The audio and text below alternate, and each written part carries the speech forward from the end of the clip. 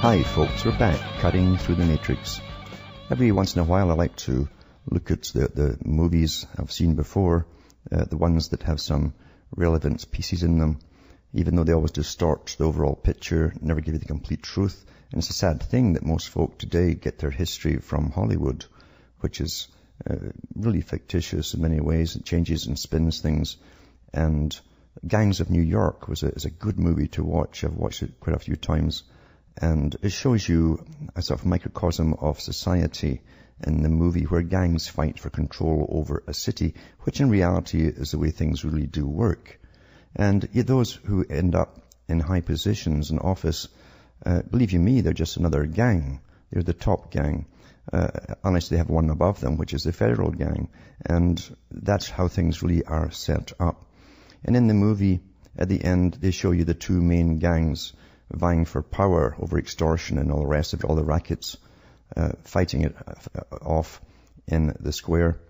And in comes the military, because Lincoln was in at that time, and he set the military upon the different gangs who were rampaging through the streets. And they were also rampaging for different reasons, not just the gangs. It was because all at the same time conscription came into the U.S. for the Civil War, and the people didn't want it. You could get out of it, though, if you had $300. So the wealthier ones didn't have to send their sons off, and then that's always the way of it. But for the regular people, if your name came up, that was you off. And you had lots of Irish immigrants coming in at the same time, which was, again, mandated by the federal government because they wanted bodies to fill the uniforms that they'd had made up for them. And they came right off the boats and got kitted up, and then often went on to another boat and went further south. It was like an assembly line, basically.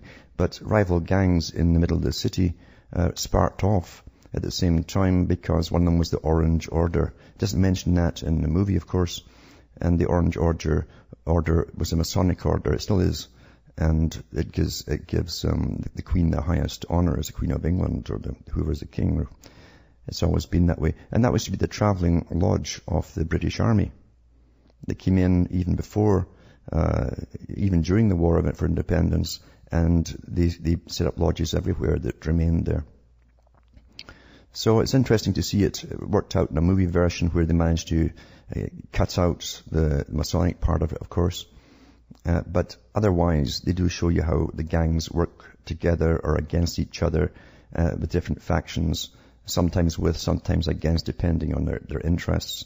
And how the mayor himself, Boss Tweed, who was the real mayor at the time, who really was you might say, the CEO over so many different corporations in the city. It was incredible. The guy had millions and millions of dollars in the bank when he was eventually put in prison for scamming and skimming off the top of everything, even the Erie Canal project. But he also ran the gangs. He had them working for him too. And there's so many really true quips come out of his mouth in the movie. It's astonishing, because really nothing has really changed except the propaganda and the media being on board with the propaganda, or even owned by those who are in power, is better today, much, much better, and continuous. We get it on a daily basis. So the propaganda overcomes what people see themselves. You dismiss your own perceptions, your own experiences, and a lot of folk will just believe the propaganda and go against themselves.